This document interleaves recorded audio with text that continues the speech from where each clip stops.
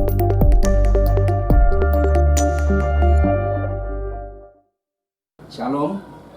puji Tuhan, kita berjumpa lagi Bapak Ibu Saudara yang terkasih dalam Tuhan Yesus Kristus. Kita akan belajar firman Tuhan lagi saudara pada saat ini, menyambung pada pertemuan yang lalu, yaitu dalam judul besar calon warga surga dan calon warga neraka, di mana kita sudah mendengarkan episode pertama, yaitu tentang 4 hal ini yang akan menjamin kita untuk kita sampai ke surga. Kemudian kita juga sudah mendengarkan episode yang kedua, yaitu berjudul tentang 3 hal ini yang akan melemparkan orang ke neraka. Dan saudara, sedangkan episode yang ketiga saat ini, episode yang terakhir dari judul calon warga surga dan calon warga neraka, maka episode terakhir ini akan saya berikan judul jauhkan dari segala dosa-dosa ini, supaya kita mendapat jaminan masuk ke surga dan kita terhindar dari neraka, sehingga kita akan menjadi warga kerajaan surga. Puji Tuhan. Karena itu, mari saudara, sebelumnya kita akan berdoa dulu. Tuhan Yesus, terima kasih kalau pada saat ini Kau memberikan kami kesempatan untuk kami dapat bersama-sama bertemu Tuhan, yaitu untuk belajar firman-Mu, yaitu di Hari Saksi Akademi ini ya Tuhan. Karena itu kami ucap syukur. Dan sebelum kami, oh Tuhan, belajar lebih lanjut, kami mohon kepadamu Tuhan, biarlah Engkau sucikan kami, agar kami Tuhan boleh layak untuk menerima firman-Mu yang suci, yang agung dan mulia ini ya Tuhan. Oh, terima kasih sebab itu Tuhan Yesus, hamba mohon kepadamu, biarlah sucikan juga hamba-Mu ya Tuhan, supaya hamba dapat menjadi saluran yang bersih, dan urapilah hamba-Mu dengan urapan Roh Kudus-Mu, dan urapi kami semua, baik yang mendengarkan maupun firman-Mu sendiri ya Tuhan. Taruhlah firman-Mu dalam hati hamba-Mu, pikiran hamba-Mu, lidah bibir hamba-Mu, supaya apa yang keluar dari lidah bibir hamba-Mu ini adalah berasal dari Engkau sendiri. Terima kasih Tuhan, terima kasih, terpujilah nama-Mu. Kami ucap syukur kepada-Mu ya Tuhan. Oh, Engkau Allah yang baik, Allah yang luar biasa. Tuhan Yesus, mari Tuhan, berikan hamba-Mu karena perkataan hikmat pengetahuan, supaya hamba-Mu dapat menyampaikan firman-Mu ini dengan sejelas-jelasnya, sehingga siapapun yang mendengarkan firman-Mu dapat memahami ya Tuhan. Terima kasih. Dan terangilah, yaitu roh kami, pikiran kami, hati kami, agar kami boleh menerima firman-Mu, sehingga firman-Mu itu boleh tertanam di hati kami, berakar, bertunas, bertumbuh, dan menghasilkan buah pada musimnya Tuhan. Segala kuasa iblis, kuasa kegelapan jahat dalam bentuk apapun juga yang tidak mengganggu pemberitaan firman Tuhan saat ini, dalam nama Yesus kami ikat, kami patahkan, kami hancurkan kuasa dalam nama Yesus. Terima kasih Tuhan, terima kasih. Dalam nama Tuhan Yesus kami siap dengar firman-Mu. Haleluya. Amin. Puji Tuhan, Bapak Ibu yang saya kasih dalam Tuhan Kristus. Adam adalah nenek moyang kita, seluruh umat manusia. Dengan kata lain, seluruh manusia di dunia ini adalah keturunan Adam. Ya, adalah keturunan Adam dan Hawa. Nah, berdasarkan kenyataan inilah, maka semua orang yang lahir ya di dunia ini itu dia sudah berada dalam posisi berdosa. Ya, kenapa? Karena Adam dan Hawa telah berbuat dosa. Maka dengan demikian seluruh manusia telah berada di bawah hukuman maut. Ya, saudara, artinya manusia lahir itu sudah di dalam dosa. Bahkan sejak kandungan pun, ya, maka manusia ada di bawah dosa. Namun dosa di sini adalah dosa warisan. Artinya dosa yang diwariskan dari Adam dan Hawa, ya, bukan dosa perbuatan.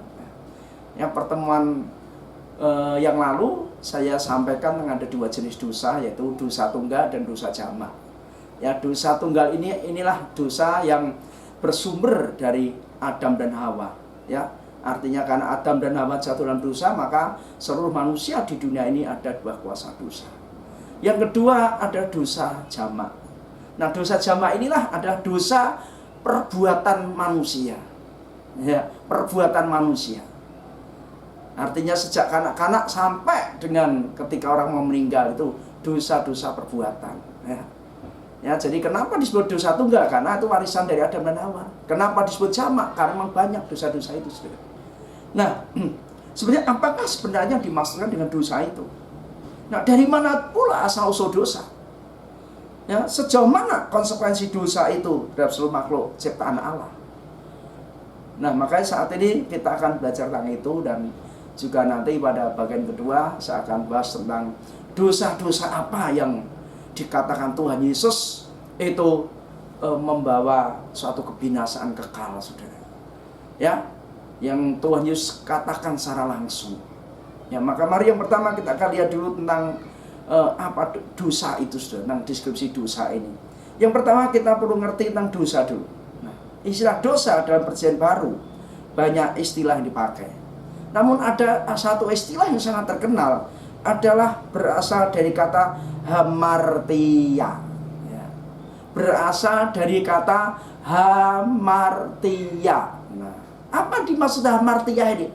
Hamartia ini sebenarnya ada satu penyimpangan. Ya, ini ilustrasinya seperti orang melepaskan anak panah ke target. Maka anak panah ini menyimpang, ya, tidak tepat sasaran. Nah, istilah hamartia itulah artinya itu tidak tepat sasaran. Ya, tidak tepat sasaran. Ya, artinya tidak pas. Nah, itulah hamartia. Ya, makanya dalam hal ini Roma 3:9 Paulus mengatakan, ya, jadi bagaimana? Adakah kita mempunyai kelebihan daripada orang lain? Sama sekali tidak. Sebab di atas telah kita tuduh baik orang Yahudi maupun orang Yunani bahwa mereka semua ada di bawah kuasa dosa. Jadi semua orang di dunia ada di bawah kuasa dosa, baik yang sudah punya Taurat dan yang tidak punya Taurat. Orang tidak punya Taurat tapi tidak melakukan, dia berdosa.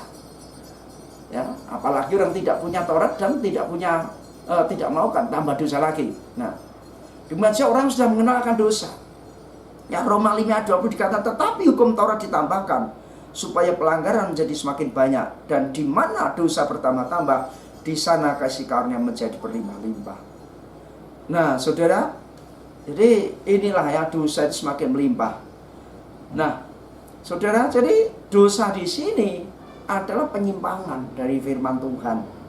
Ya, penyimpangan dari target Tuhan. Semua manusia itu dianggap menyimpang dari firman Tuhan. Kenapa? Ya, karena karena dia itu adalah dapat dosa warisan dari Adam. Secara perbuatan pun, ya, Paulus mengatakan orang yang punya hukum Taurat tidak melakukan, orang yang punya firman Tuhan tidak melakukan, itu berdosa, menyimpang. Kenapa? Karena firman Tuhan bilang supaya kita suruh mendengarkan, mentaati atau melakukan firman Tuhan itu. Nah, kalau kita punya firman Tuhan tidak melakukan, ya kita berdosa. Ya, apalagi kita nggak punya. Bagaimana kita bisa melakukan kalau kita ngerti? Bagaimana kita bisa mengerti kalau kita tidak punya? Ya, jadi logikanya orang yang punya Taurat firman Tuhan saja itu tidak mau melakukan walaupun mereka ngerti. Nah, apalagi tidak tahu firman Tuhan. Walaupun memang Tuhan kasih dalam hati nurani. Ya, tapi di sini jelas orang itu bicara tentang dosa perbuatan, tapi dosa warisan jelas semua orang itu berdosa, saudara. Nah, jadi dosa itu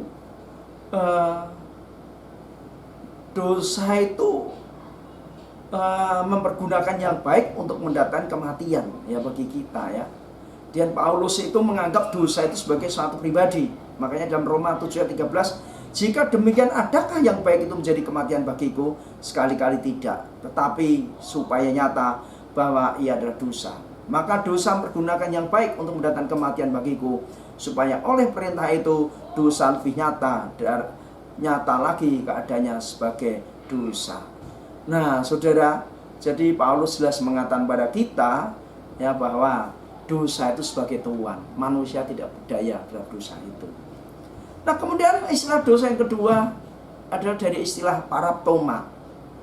Ya, paraptoma itu artinya apa? Langkah yang keliru sebagai lawan dari langkah yang benar. Ya, langkah yang keliru sebagai lawan langkah dari yang benar. Ini dijelaskan Paulus dalam Roma 4 ayat 25. Ya, Roma 4 ayat 25, yaitu Yesus yang telah diserahkan karena pelanggaran kita dan dibangkitkan karena pembenaran kita. Pelanggaran. Ya. Jadi istilah paraptoma ini bicara penekanan kepada pelanggaran. Ya. Makanya dalam Efesus 2:1 Paulus mengatakan kamu dahulu sudah mati karena pelanggaran-pelanggaran dan dosa-dosamu.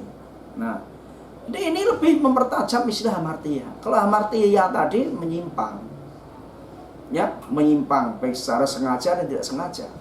Tetapi kalau paraptoma ini lebih mempertajam lagi, melanggar. Sudah tahu yang benar ini, tapi melanggar. Kalau hamartia bicara tentang dosa yang disadari dan tidak disadari. Kalau hamartia tadi dosa yang diketahui tidak diketahui, ya. Tapi kalau paraptoma ini jelas tahu melanggar, mengadakan pelanggaran. Udah peraturannya begini tapi nekat melanggar. Nah, itu paraptoma, saudara. Kemudian selanjutnya adalah anomia. Ya, anomia itu dari kata a dan nomos. A itu tidak, nomos itu adalah aturan atau hukum. Nah, istilah ini berarti kedurhakaan atau perbuatan jahat, ya, kedurhakaan atau perbuatan jahat.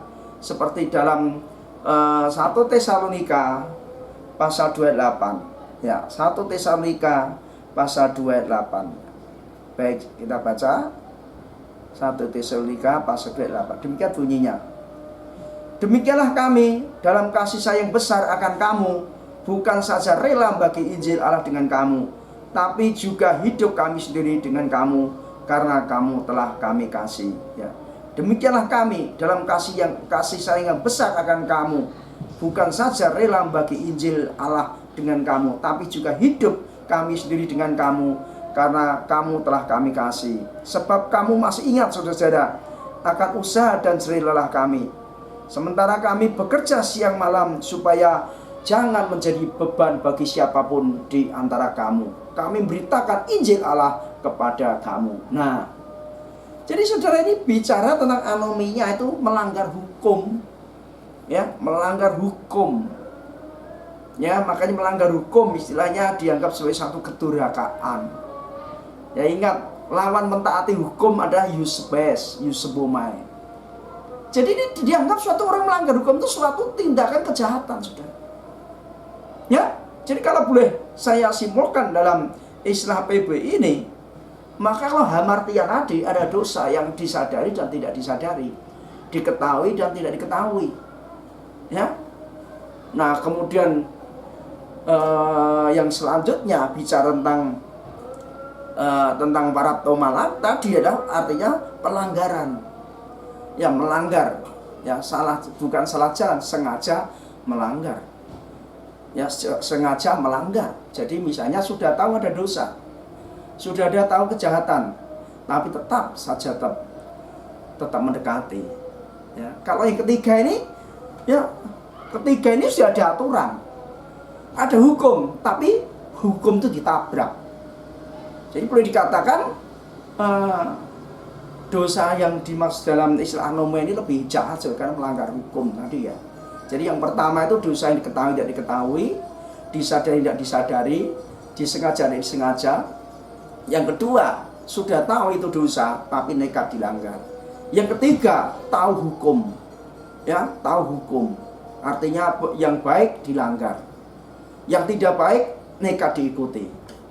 Ya, ada bedanya, ya, antara yang kedua dan ketiga, antara paraptoma dan anomia. Kalau paraptoma itu ada dosa dilakukan, tapi kalau anomia ini ada kebaikan dilanggar, ada tidak baik, dosa terjun di dalamnya.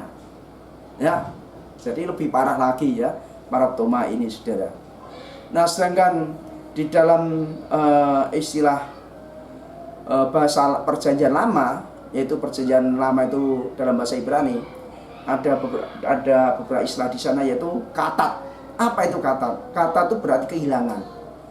Ya, Amsal 8 ayat 36. Tetapi siapa tidak mendapatkan aku merugikan dirinya. Semua orang membenci aku mencintai maut.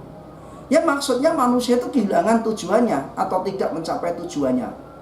Sebab ia tidak memperhatikan peraturan yang diadakan oleh Allah. Ya, jadi saudara, Katar ini kehilangan. Ya, kehilangan tujuan. Tujuannya benar, tapi kan hawa nafsu dagingnya, akhirnya dia itu sampai menyimpang. Dia kehilangan arah tujuan. Kenapa? Kan tidak ada firman. Ya, makanya Katar. Sedangkan istilah lain ada Ra.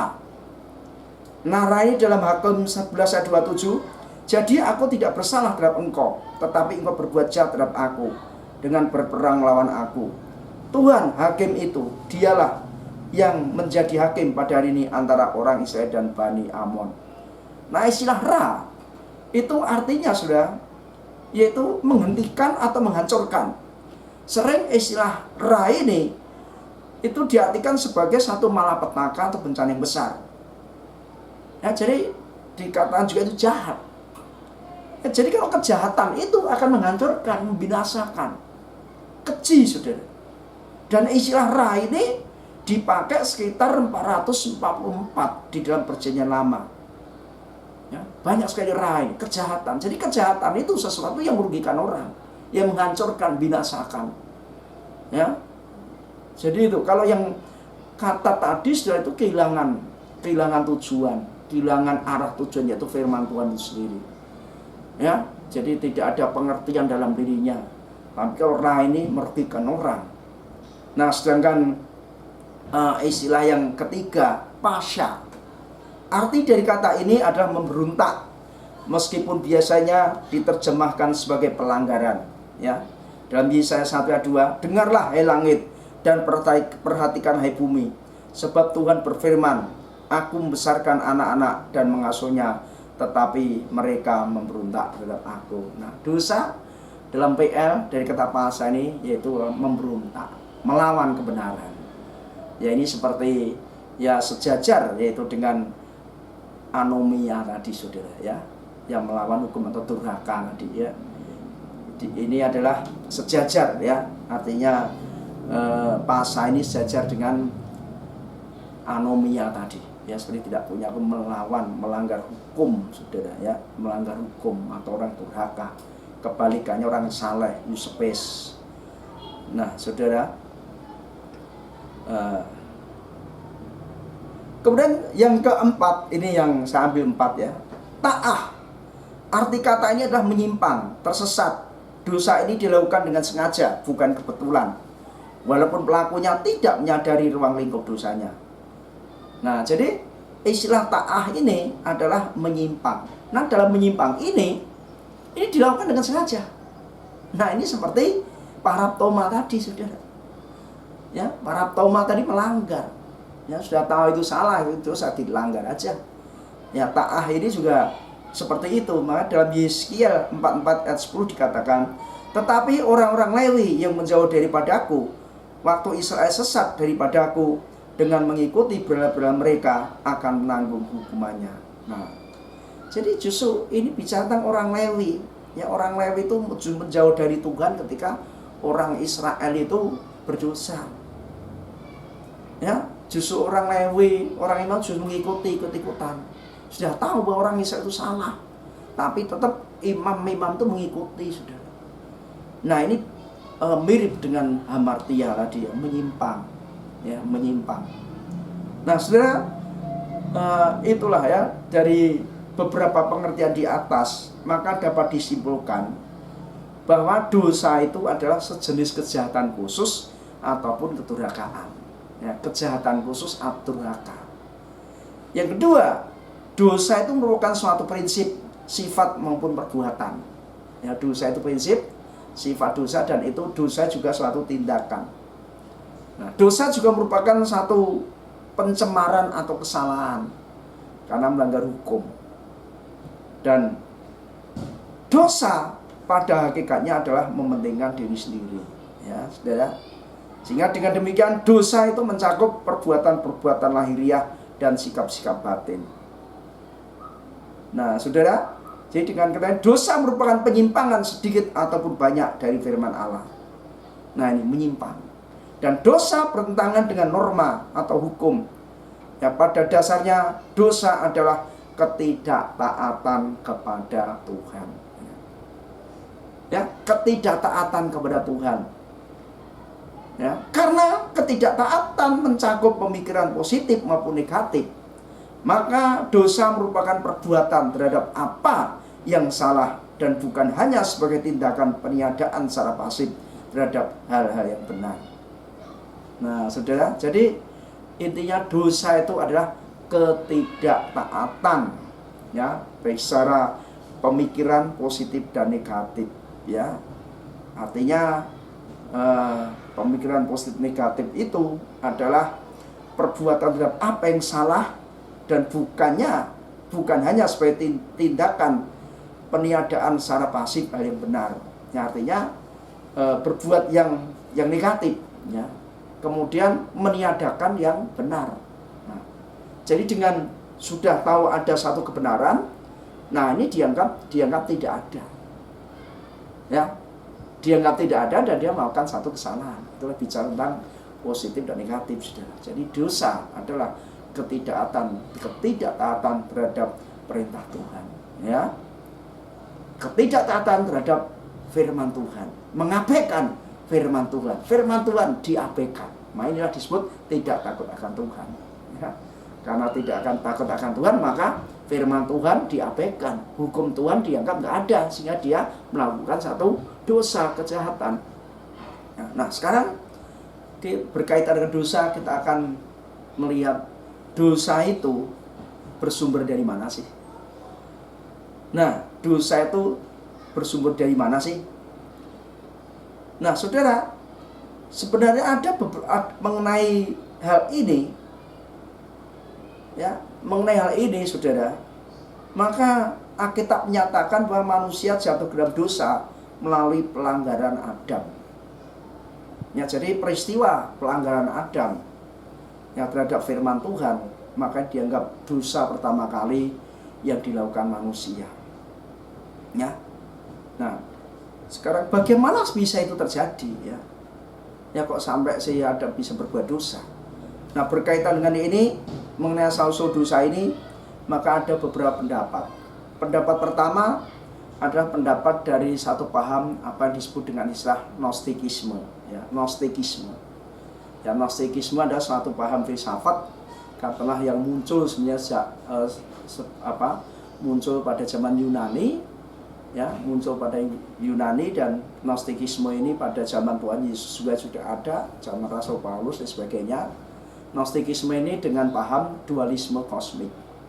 Artinya bahwa dualisme kosmik ini bahwa segala sesuatu yang ada di dunia ini memang sudah ada dari sononya, ya. Jadi ada hitam, ada putih, ada besar, ada kecil, ada tinggi, ada pendek, ya. Itu kebalikan.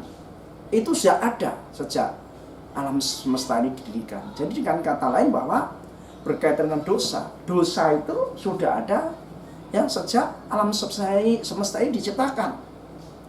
Nah, saudara, pandangan ini muncul karena apa? Kesulitan untuk menjelaskan asal-usul kejahatan. Ya, kejahatan dari mana sih? Di mana pandangan ini menjadikan Allah ada suatu oknum yang terbatas dan menghancurkan gambaran tentang dosa sebagai suatu kejahatan moral.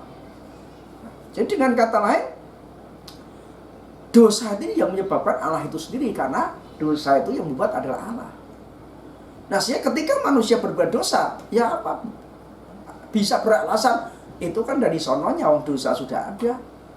Nah, sikap seperti ini, ya, sikap seperti ini akan membuat orang yang menghindarkan diri dari kejahatan moral. Ya, karena bila dosa merupakan bagian tak terpisahkan dari diri kita, dosa bukanlah suatu kejahatan moral. Jadi dengan dosa itu tidak bersifat kekal. Artinya bahwa pandangan ini menggambarkan dosa itu sebagai satu bukan satu kejahatan moral, tapi karena itu sudah ada di moral kita. Jadi dosa itu otomatis ada. Nah, sehingga dengan demikian maka hal ini orang berbuat jahat itu bukan salahnya. Tapi kenapa? Karena memang sudah dari sononya begitu. Ya, inilah ya saudara. Jadi mereka mengatakan dosa itu dengan gaya bersifat kekal. Padahal tidak kekal, saudara. Ya, tidak kekal. Ya, karena dosa itu sendiri memang karena ketidaktaatan ciptaan kepada pencipta. Kemudian yang kedua, pendapat dari dua tokoh yaitu Leibniz dan Spinoza. Mereka beranggapan bahwa dosa bersumber pada keterbatasan manusia. Dosa hanya merupakan akibat yang dengan sendirinya timbul karena manusia yang terbatas. Jadi Leibniz dan Spinoza mengatakan dosa bersumber pada keterbatasan manusia. Ya karena manusia memiliki keterbatasan. Ya, sehingga karena manusia memiliki keterbatasan, ya wajarlah manusia itu berbuat dosa. Makanya dikatakan namanya manusia nggak sempurna, bisa jatuh tuh dalam dosa. Nah ini pandangan seperti ini itu pandangan mengikuti atau tidak disadari mengikuti Leibniz dan Spinoza. Nah saudara, sesungguhnya teori ini mengabaikan adanya perbedaan antara yang jasmani dengan yang moral. Ya, artinya jasmani itu memang terbatas. Panca indera kita terbatas. Kita melihat terbatas. Saya tidak tahu apa yang terjadi di tembok di belakang saya. Saya tidak tahu besok apa yang terjadi. Itu keterbatasan indera, keterbatasan fisik. Namun Tuhan tidak memberikan keterbatasan moral, saudara. Ya, bahwa bukan berarti Tuhan itu menciptakan manusia itu dengan kelemahan atau keterbatasan moral. Sehingga dengan demikian, pendapat yang mengatakan bahwa manusia berdosa sumbernya atau disebabkan karena keterbatasan moral, keterbatasan fisik, ini menyebabkan manusia kurang bertanggung jawab terhadap dosa yang diperbuatnya. Ya, sehingga sedikit alasannya Pak, namanya manusia, ya keterbatasan, ya biasalah berbuat dosa. Nah, kalau yang pertama tadi, memang manusia sudah diciptakan ada dosa sejak dulunya. Nah, sudah kedua teori itu menyangkal firman Tuhan. Ada lagi pendapat dari Friedrich Schleiermacher. Ya, dia mengatakan bahwa dosa itu bersumber pada sifat yang berhubungan dengan panca indera kita. Sehingga dengan demikian panca indera kita bersifat jahat. Nah, jadi Schleiermacher mengatakan bahwa dosa itu atau teori ini mengatakan dosa itu bersumber pada panca indera. Ya, keinginan mata, penciuman, perabaan, pendengaran dan sebagainya. Nah, ini dikatakan sumber dosa. Ya. Coba kalau andaikan mata saya tidak melihat dia, tidak mungkin saya inginkan itu. Nah, ini pendapat seperti itu. Nah, andaikan saya tidak mencium, bahwa ini saya tidak akan marah. Andaikan saya tidak mendengarkan suara dia, saya tidak akan berbuat dosa. Nah, ini sudah ini dosa-dosa yang dosa-dosa yang dialaskan kepada keterbatasan panca indera. Nah, dengan demikian sebenarnya panca indera sendiri itu tidak merupakan sumber dosa, tapi panca indera sering diperalat untuk berbuat dosa. Ya, panca indera seringkali diperalat oleh perangai duniawi untuk berbuat dosa. Jika dengan demikian ajaran ini akan menuntun orang pada tindakan askese. Ya, apa itu askese? Tindakan askese adalah tindakan menekan panca indera, menekan jasmani, menekan daging untuk tidak berbuat dosa. Maka dilakukan dengan menjauhkan diri dari dunia ini supaya mata tidak bisa melihat hal yang membangkitkan kegingannya sehingga dia bisa berbuat dosa. Ya, ini beraskese, menyiksa diri, menyakiti diri sendiri, menekan kedagingan secara fisik supaya tidak berbuat dosa. Ya, keliru pandangan ini ya. Sedangkan daging di sana dimaksud Paulus bukan daging, ya daging ini bukan, tapi hawa nafsu daging. Nah, itulah saudara beberapa teori yang tidak alkitabiah. Nah, sedangkan menurut Alkitab sendiri, kalau kita perhatikan dalam Kejadian pasal 3 Maka sebenarnya dosa itu bersumber pada kehendak diri sendiri. Nah, free will. Ya, free will artinya Tuhan tidak menciptakan dosa untuk manusia. Ya, artinya Tuhan tidak melemahkan atau tidak menciptakan manusia itu dengan kelemahan fisik. Artinya kelemahan fisik itu bukan merupakan sumber dosa atau kelemahan moral, enggak, tapi dosa itu bersumber kepada diri sendiri, kehendak diri sendiri. Artinya apa? Manusia menyerahkan diri kepada kehendak diri sendirinya. Manusia diciptakan dengan free will, kehendak bebas. Ya, makanya contoh Hawa misalnya. Ya, apa yang ada pada Hawa membuat dia dosa? Yaitu dia meragukan kebaikan Allah. Ya, ketika iblis menggoda dia, ya, bahwa sesungguhnya kalau kamu makan buah ini, maka kamu akan mengerti yang baik dan jahat. Kamu tidak akan mati. Nah, ini sudah. Ya, ini meragukan kebaikan Allah. Ya, jadi kalau orang sudah meragukan kebaikan Allah, sudah, maka dia akan lebih percaya kepada dia sendiri. Dan Hawa ini percaya kepada omongannya iblis daripada omongannya Tuhan. Tidak, kalau kamu tidak makan buah ini, kamu tidak akan mati. Tapi kamu akan menjadi seperti Allah. Ini saudara. Nah, sehingga dia pikir, wah, Tuhan kok jahat ya. Masa sih saya makan tidak boleh? Nah, dia ketipu oleh omongan iblis.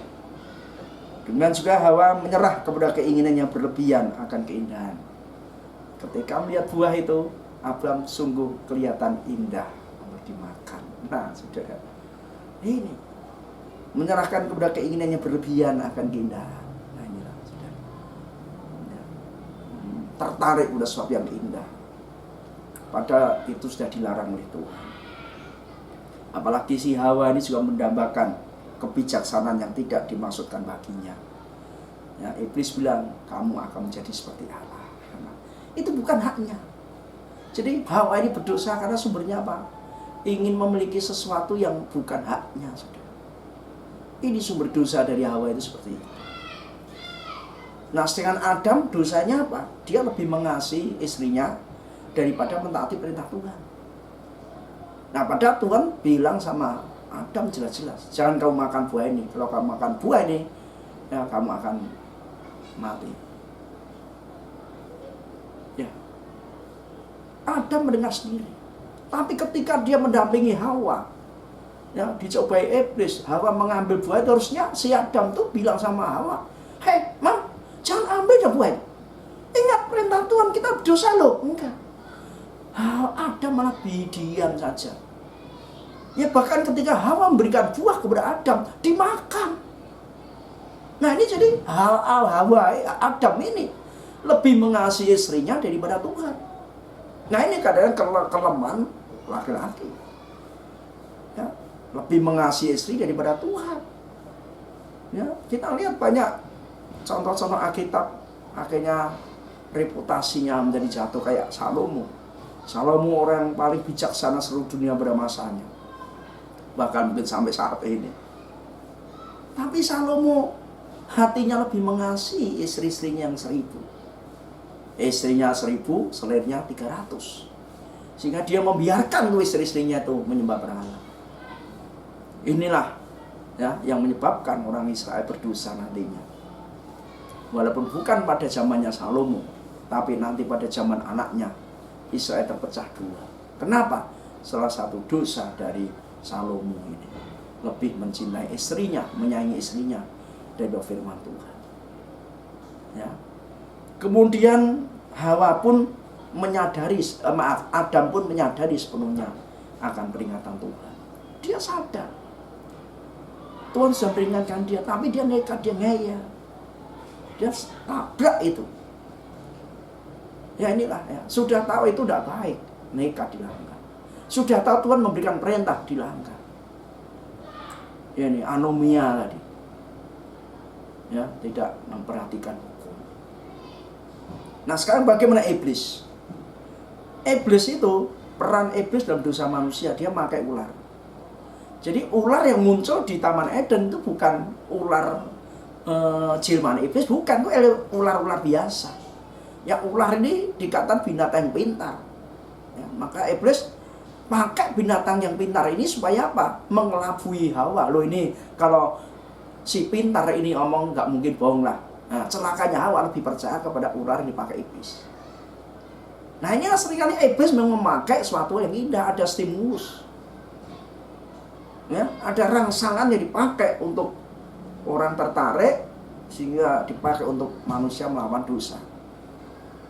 Nah, kemudian iblis pun memutarbalikkan firman Tuhan. Tidak, kalau kamu makan buah ini kamu tidak mati, tapi kamu akan hidup sama seperti Allah. Ya, sudah memikat hati, menarik hati. Ini iblis. Iblis menjerat manusia dengan hal yang indah, ya, dengan hal yang menyenangkan tadi. Tapi mari kalau kita sudah pegang firman Tuhan, kita harus percaya firman Tuhan. Ya, kemudian iblis sudah menipu manusia. Ya, firman Tuhan diputar balikkan.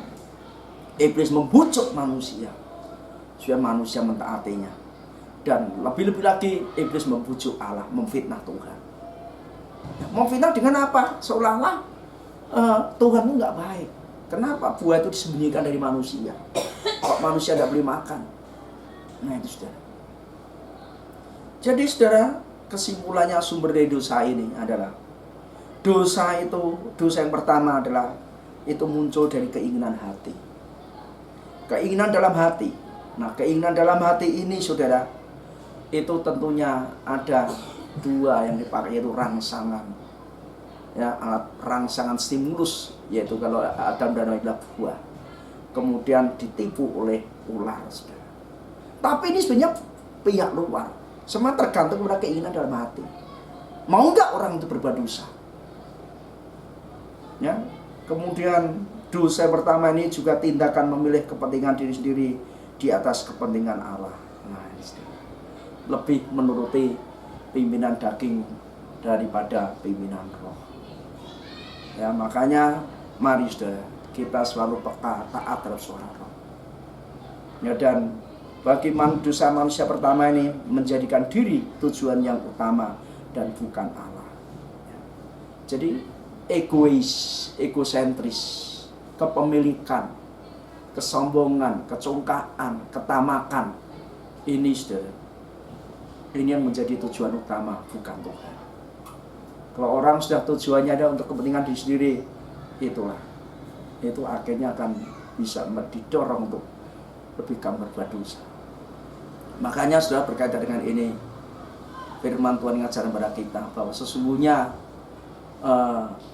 sesungguhnya bahwa manusia itu bukannya tidak bisa berbuat dosa, atau manusia itu bisa berbuat dosa. Intinya mau atau tidak kita berbuat dosa. Ya, mau atau tidak kita berbuat dosa. Kita tidak bisa nyalahkan lingkungan, kita tidak bisa nyalahkan yang lain. Ya, sudah. Nah, kemudian yang selanjutnya konsekuensi atau akibat dosa. Ya, berbagai dampak dosa. Yang pertama bersifat langsung, jangkauannya luas dan mengerikan. Nah, kita sudah melihat apa yang terjadi dalam diri Adam dan Hawa serta lingkungan. Jadi dosa ini sudah konsekuensinya luar biasa dahsyatnya. Ya, dosa Adam dan Hawa ini. Yang pertama, saudara, yaitu hubungannya dengan Tuhan. Mereka sadar setelah mereka berbuat dosa, mereka telah kehilangan kedudukan mereka di hadapan Allah. Ya, sehingga mereka putus hubungannya dengan Allah. Ya, seharusnya mereka itu bersatu dengan Tuhan, mereka meninggalkan.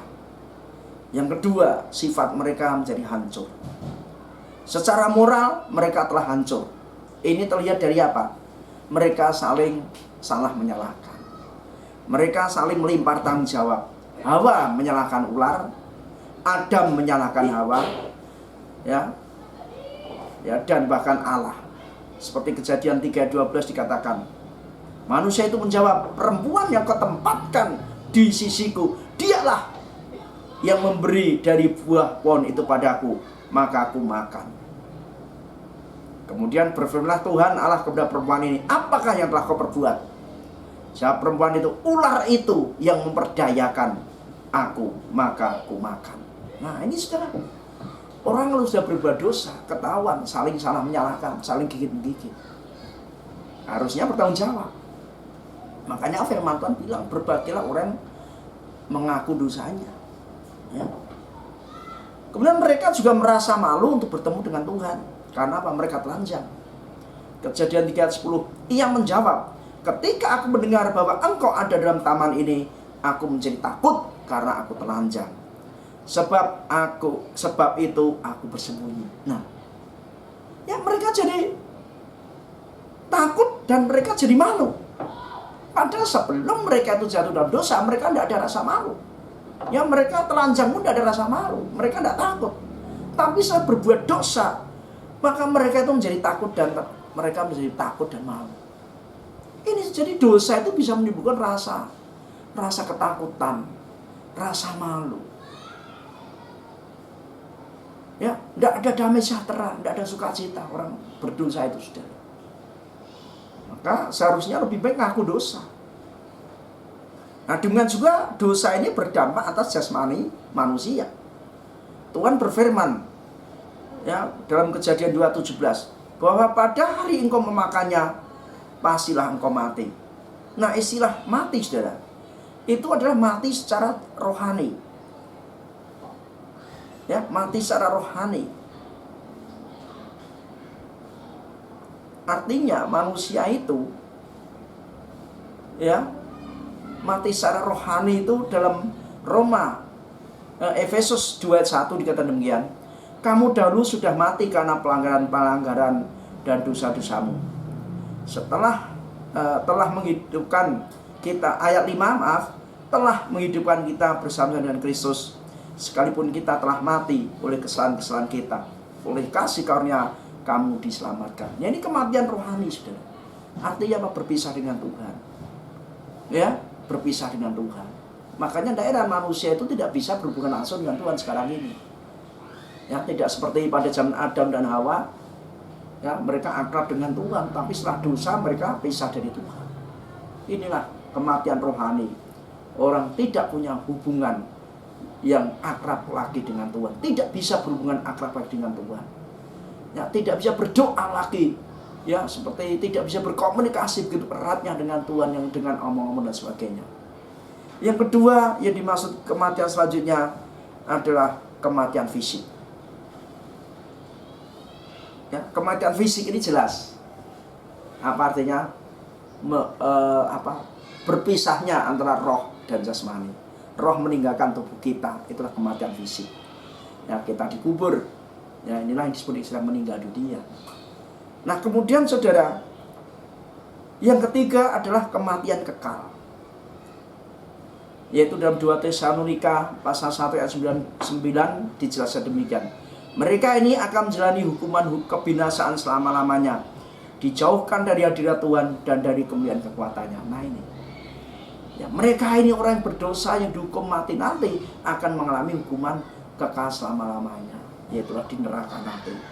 Maka dalam Wahyu pasal 14 ayat 11 dikatakan demikian, maka asap api yang menyiksa mereka itu naik ke atas sampai selama-lamanya, dan siang malam mereka tidak henti-hentinya disiksa, yaitu mereka yang menyembah binatang serta patungnya, dan barang siapa yang telah menerima tanda namanya. Nah ini sudah asap api yang menyiksa mereka naik selama-lamanya, siang malam mereka tidak henti-hentinya disiksa. Jadi inilah disebut kematian kekal, itu berpisah dengan Tuhan untuk selama-lamanya di neraka. Itulah sudah, jadi manusia mengalami kematian fisik, sudah. Ya, dengan juga dengan alam. Alam pun juga kena. Seperti dalam Kejadian 3 ayat 17-19. Lalu firman-Nya kepada manusia itu, karena engkau mendengarkan perkataan istrimu dan memakan dari buah pohon yang telah kuperintahkan kepadamu, jangan makan daripadanya, maka terkutuklah tanah karena engkau. Dengan bersusah payah engkau mencari rezekimu dari tanah seumur hidupmu. Semak duri dan rumput duri yang akan dihasilkannya bagimu, dan tumbuh-tumbuhan di padang akan menjadi makananmu. Dengan berpeluh engkau akan mencari makananmu sampai engkau kembali lagi menjadi tanah, karena dari situlah engkau diambil, sebab engkau debu dan engkau akan menjadi kembali menjadi debu. Bahkan alam pun harus menderita. Nah, karena itulah sehingga manusia harus tinggal di alam yang ganas ini, saudara. Ya, cari nafkah susah. Ketika Adam dan Hawa belum jatuh dalam dosa, mereka itu tidak kekurangan apa-apa. Tapi setelah mereka jatuh dalam dosa, maka Tuhan kutuk alam semesta. Alam semesta jadi rusak, saudara. Dan ini terus-menerus manusia akhirnya bekerja keras untuk mendapatkan nafkah, saudara. Terkutuk, saudara. Ya, bahkan bagi wanita sendiri, ya dikatakan dia akan melahirkan dalam keadaan sakit. Ini, saudara, kesakitan dia. Laki-laki harus mencari nafkah untuk keluarganya. Istri wanita harus melahirkan anaknya. Jadi saudara, dosa itu menghancurkan segalanya. Ya, karena itu saudara, mari pada saat ini, ya, dengan kita tahu akan dosa itu, ya, dosa itu intinya ketidaktaatan kepada Tuhan. Ya, dosa itu adalah ketidaktaatan kepada Tuhan, melanggar firman Tuhan. Dan akibat dosa, maka orang menerima hukuman, yaitu hukuman mati. Baik mati secara rohani, yaitu sekarang kita berpisah dengan Tuhan, tidak bisa kontak lagi dengan Tuhan seperti sebelum jatuh dalam dosa. Orang yang mengalami kematian secara fisik, mengalami proses kematian secara fisik, semua orang akan meninggal dan mengalami kematian kekal. Betapa mengerikannya, saudara. Ya, dimana dosa itu sekali lagi bukan disebabkan oleh orang lain, pihak luarnya. Karena padanya dosa adalah rasa keegoisan, lebih mendahulukan kepentingan diri sendiri, ya, daripada kehendak Tuhan. Tujuan hidupnya hanya untuk memuaskan hidupnya. Nah, sehingga dengan keinginannya sendiri dia melanggar firman Tuhan. Ya, jadi dosa adalah ketidaktaatan kepada hukum Tuhan demi memuaskan keinginan diri sendiri. Nah, saudara, itulah dosa secara umum. Maka berkaitan itu, mari saudara, kita akan hindarkan juga sekarang ini. Ya, ada Tuhan mengajar kepada kita. Ada 5 hal juga dosa yang mendatangkan maut secara langsung. Artinya apa? Tuhan secara eksplisit, Tuhan Yesus secara nyata, ya, secara rufiah intinya mengatakan ada dosa-dosa yang mendatangkan maut. Ini mendatangkan maut ini dosa yang jelas. Artinya gini, bukan berarti dosa-dosa lain tidak mendatangkan maut, tapi ada 5 yang saya temukan, sedikitnya 5 ini saudara, yang saya sampaikan. Ada 5 dosa ini yang Tuhan Yesus benar-benar mengungkapkan secara gamblang, secara rufiah, ya, kemai kebinasaan, saudara. Ya, 5 dosa ini yang saya sampaikan hari itu kita ini. Yang pertama, apa saudara? Tidak percaya. Yohanes 3:16-18 dikatakan demikian. Karena begitu besar kasih Allah akan dunia ini, sehingga ia telah mengaruniakan anak yang tunggal, supaya setiap orang yang percaya kepadanya tidak binasa, melainkan beroleh hidup yang kekal. Sebab Allah mengutus anaknya ke dalam dunia bukan untuk menghakimi dunia, melainkan untuk menyelamatkan dia. Ayat 18, barang siapa percaya kepadanya, ia tidak akan dihukum. Barang siapa tidak percaya, ia telah berada di bawah hukuman, sebab ia tidak percaya dalam nama anak tunggal Allah. Nah, saudara, jadi dosa pertama yang sangat perlu kita hindarkan, ya, adalah tidak percaya. Ya, makanya itu, ya, kita harus percaya kepada Tuhan Yesus sebagai Tuhan dan Juru Selamat. Ya, itu sebagai dasar keselamatan bagi kita. Jadi jelas dikatakan orang tidak percaya dia sudah berada di bawah hukuman. Artinya kapanpun dia meninggal, maka Tuhan akan masukkan dia ke alam maut, sudah ke Hades. Kalau sudah di Hades nanti terus masuk neraka nantinya.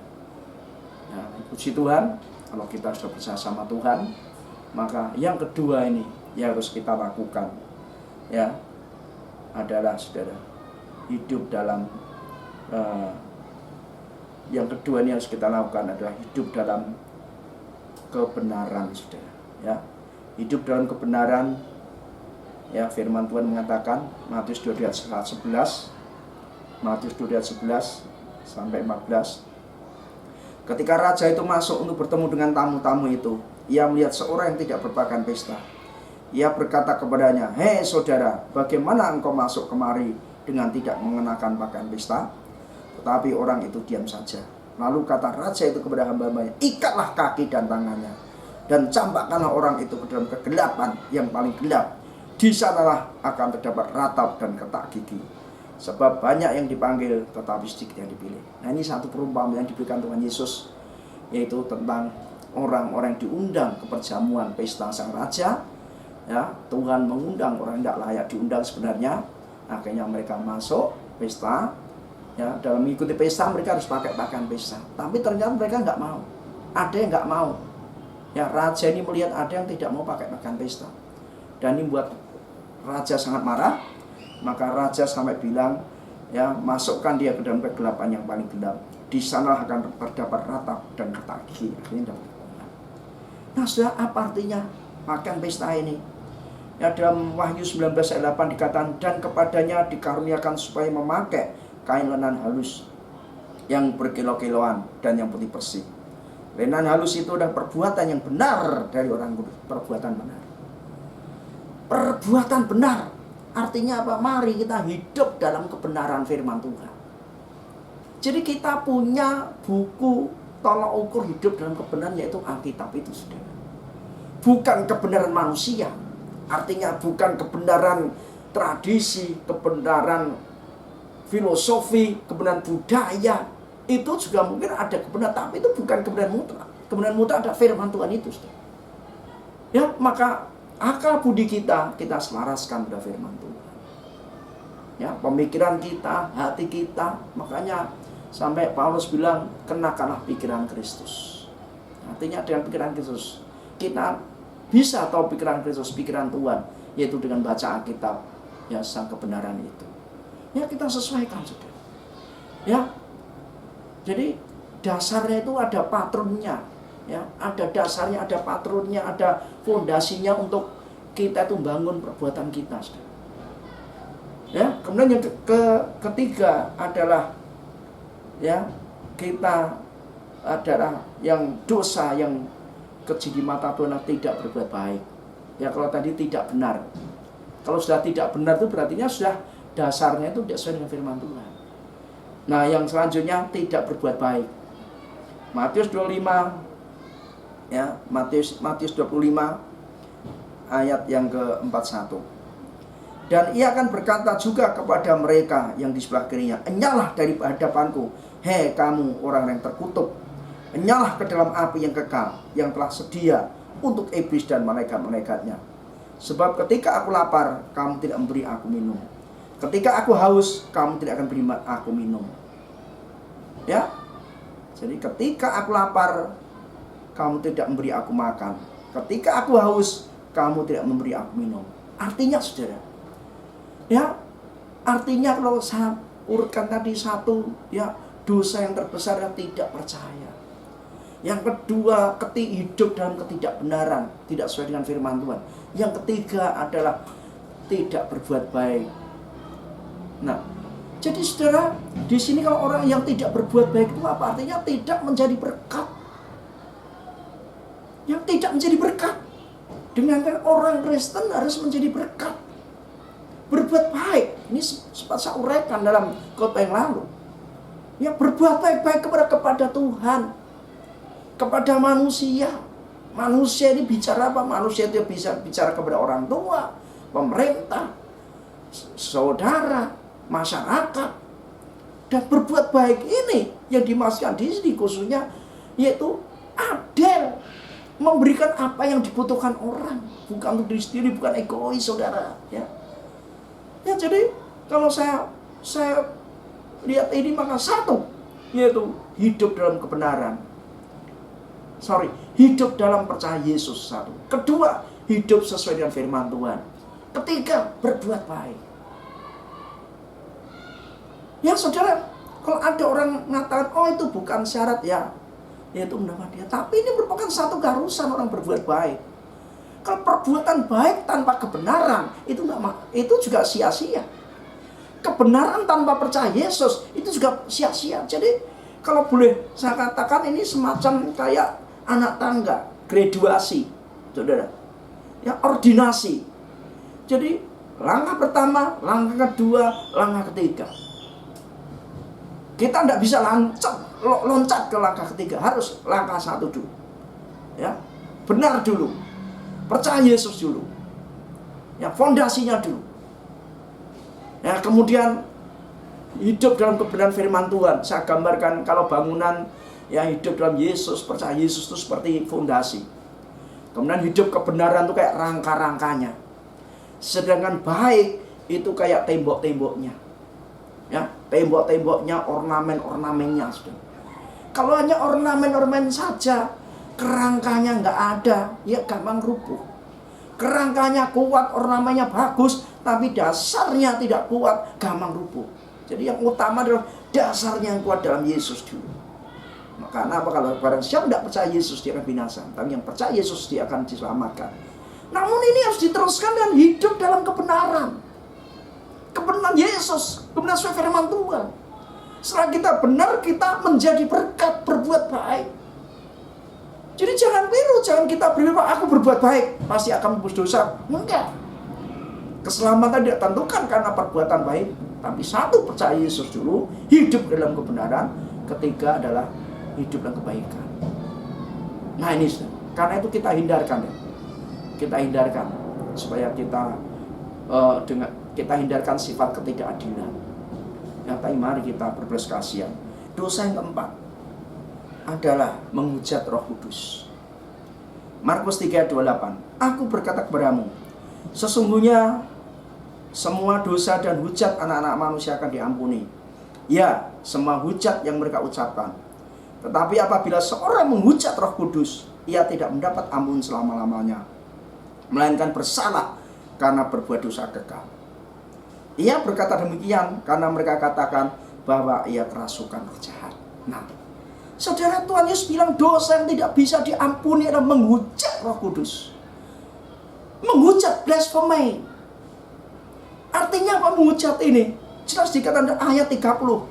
Bahwa mereka katakan bahwa ia kerasukan roh jahat. Artinya orang-orang Farisi ini, orang-orang lawan-lawan Tuhan Yesus, ketika Tuhan Yesus mengusir setan, Tuhan Yesus bilang apa? Bahwa Tuhan Yesus itu yang dirasuki oleh roh jahat sehingga dia bisa mengusir roh jahat. Jadi apa yang dilakukan Tuhan Yesus itu adalah berasal dari roh jahat. Artinya yang melakukan, yang pelaku dalam diri Yesus bukan Roh Kudus tapi roh jahat. Jadi dengan kata lain, bahwa orang-orang ini menuduh Roh Kudus sebagai roh jahat.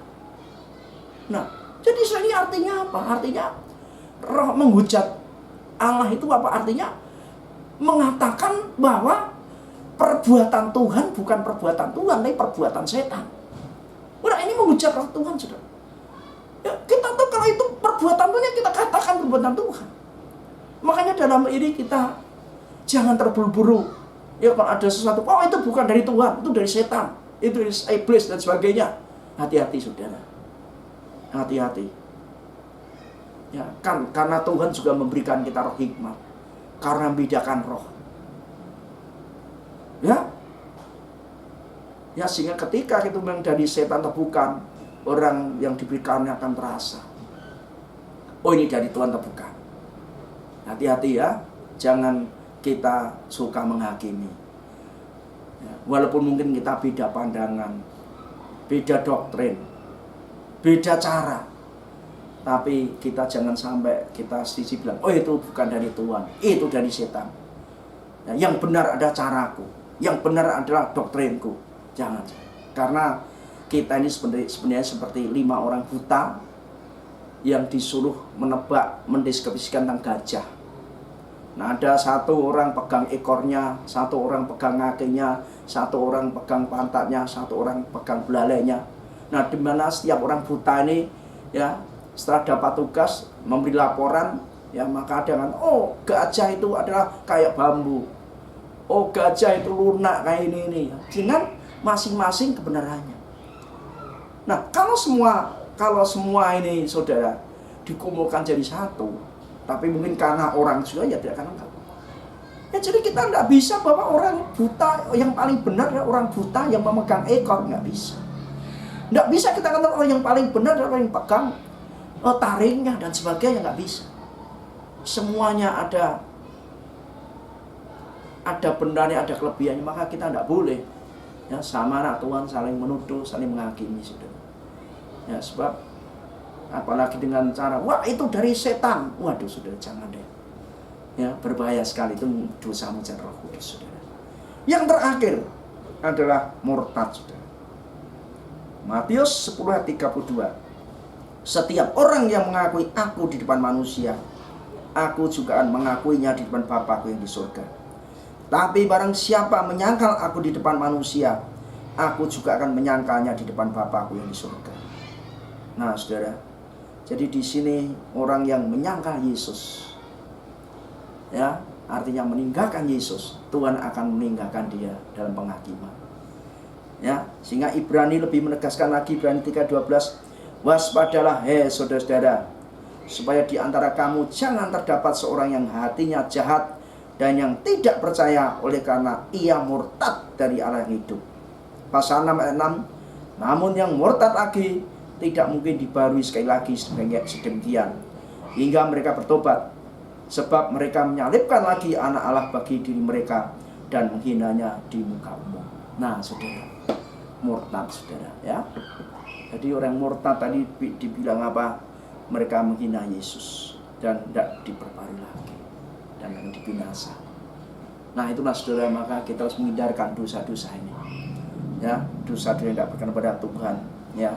Saudara, ya, dosa-dosa ini harus kita hindarkan, yaitu mari kita hidup di dalam kebenaran, ya, dalam kepercayaan. Jangan kita tidak percaya. Kita terima Yesus, pegang iman kita, percaya kepada Tuhan Yesus sebagai juru selamat. Ya, kemudian yang kedua, kita hidup dalam kebenaran firman Tuhan. Ya, jangan kita tidak benar melanggar hukum, atau mari kita berbuat baik. Ya, kita hindarkan untuk egoisme, untuk berbuat baik, dan kita jangan menghujat Roh Kudus. Dengan juga kita sekali-kali jangan kita meninggalkan Tuhan murtad. Puji Tuhan, ya, biarlah firman Tuhan ini mengingatkan kita kembali kepada hal yang semestinya kita lakukan. Ya, kita harus waspada bahwa dosa itu adalah tidak melakukan kehendak Tuhan, melanggar perintah Tuhan, dan dosa itu bersumber bukan dari orang lain, dari iblis, tapi dari diri kita sendiri. Makanya mari kita jaga hati dengan segala kewaspadaan, ya. Karena dosa ini kan bisa menyebabkan kematian, ya, saudara. Tapi ya, di dalam Tuhan kita dituntun Tuhan terus percaya Yesus. Karena itu kita hindarkan dosa-dosa yang mematikan sekali, dosa-dosa yang Tuhan Yesus jelas mengatakan itu akan membinasakan kita. Ya, yaitu satu, kita harus tetap percaya kepada Tuhan Yesus. Jangan tidak percaya. Ya. Yang kedua, kita jangan hidup dari luar kebenaran, saudara. Ya, ketiga, kita harus adil, jangan hidup dalam ketidakadilan. Yang keempat adalah jangan menghujat Roh Kudus. Ya, yang keempat, jangan murtad, saudara. Ya, maka saya yakin kita pasti diberkati Tuhan dan kita diselamatkan. Mari kita berdoa. Tuhan Yesus, terima kasih untuk firman-Mu saat ini. Biarlah meteraikan firman-Mu dalam hati kami, agar kami boleh, Tuhan, mengerti firman-Mu. Terima kasih untuk firman-Mu saat ini. Ampuni segala dosa kami, kalau selama ini mungkin kami seringkali mengatakan bahwa yang bersalah ketika kami berbuat dosa, kami sering melakukan menuduh orang lain, gara-gara orang lain. Tuhan, ampuni Tuhan. Kami sadar bahwa dosa itu adalah karena diri kami sendiri, ya Tuhan. Dan ampuni dosa kami, Tuhan. Biarlah kami tetap senantiasa setia kepada Engkau, ya Tuhan. Dengan juga biarlah kami tetap hidup dalam kebenaran firman-Mu, dan kami rajin berbuat baik menjadi berkat. Dan Tuhan, kami, oh Tuhan, percaya akan firman-Mu, Tuhan. Kami tidak mau menghakimi orang lain. Ya, biarlah kami memuji setiap roh, dan lebih kami akan pegang kepercayaan itu. Kami tidak ingin murtad, kami Engkau lah segalanya. Kami tidak mau kehilangan Engkau. Terima kasih Dalam nama Yesus kami berdoa. Haleluya. Amin. Puji Tuhan. Haleluya. Amin.